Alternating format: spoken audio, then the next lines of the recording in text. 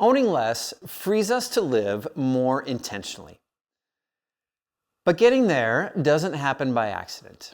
It takes effort, takes vision, takes a plan, and it always helps to have a few guiding principles along the way. After 15 years of helping people simplify their homes and lives, I have found certain truths to be especially helpful. These aren't gimmicks or trendy tricks. They are decluttering principles, practical ideas that have stood the test of time and experience. So if you're ready to begin or ready to begin again, these 10 principles will help you declutter well. Here are 10 principles that everyone can use. Number 1, always begin with your own stuff. It is tempting to start the decluttering in your home with the toys in the playroom or the overstuffed closet that doesn't belong to you. But the greatest lasting change in your home and life begins when we take responsibility for our own things first. Not only does this approach build integrity into the process, but it also sets the tone for the people around us to follow, not because they were forced into it, but because they feel invited and inspired. Second principle, don't organize what you should be getting rid of. Storage systems can be helpful, but organizing is not the same as minimizing, and well-organized clutter is still clutter. Whenever you start the minimizing process, be quick to notice the times you are merely moving things around your home rather than removing them from your home. The goal isn't to fit everything neatly into containers. It's to free ourselves from the burden of having too much in the first place.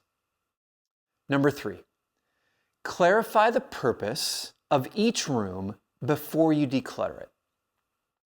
Our homes have a purpose, and so do the physical spaces inside them. And once you understand the purpose of a space, the decisions about what stays and what goes become far easier. Your bedroom serves a purpose. Your kitchen serves a purpose. Your workspace serves a purpose. For every space, identify what that purpose is, what items support that purpose, and what items are distracting from it.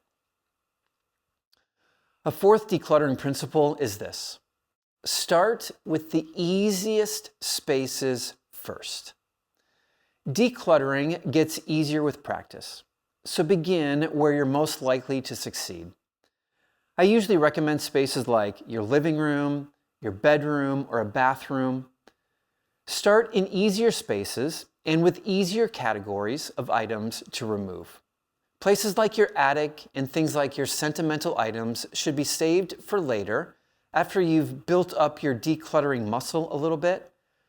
Start in places where you can find decluttering wins, and the sooner we finish something, the more motivated we become to keep going on to harder and harder areas.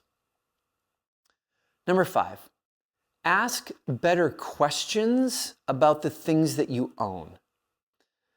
The right question can make all the difference. So instead of just asking, do I use this? Consider asking, why did I buy this? Would I buy it again today? What would I use if I didn't have it? Sometimes just a small shift in the question reveals how much we've been keeping by default rather than intention. A sixth decluttering principle: make a plan for what you'll do with the things you let go of. One reason we stall out while decluttering is because we don't know what to do with the stuff we no longer want. Having a clear path in advance, where to donate, where to recycle, who to give to, removes some of this mental friction, and it makes progress possible in the moment. I recommend that you find 2 local charities that you want to support and 1 larger drop-off location to take everything else that you're getting rid of. Number 7, we need to stop the flow of new stuff into our home.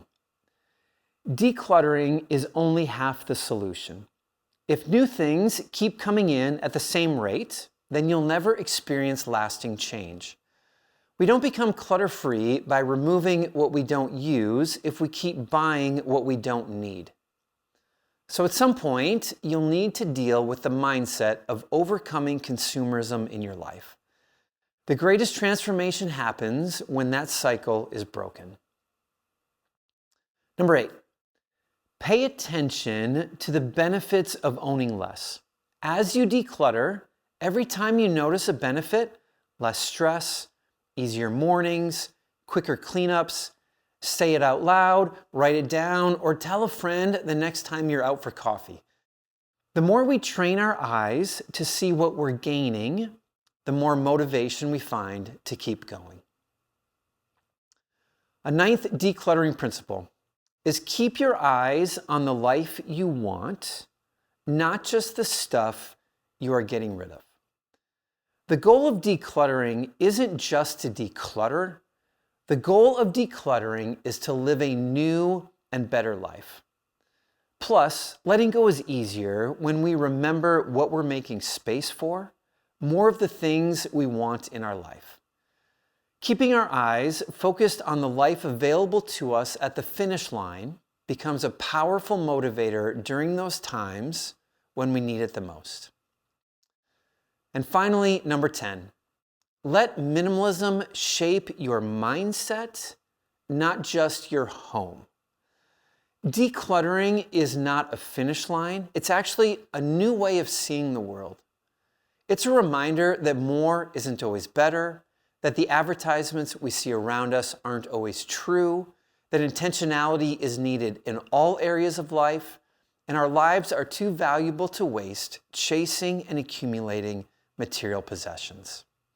Let your process of decluttering physical things begin to change your mindset about other assumptions you've made in life.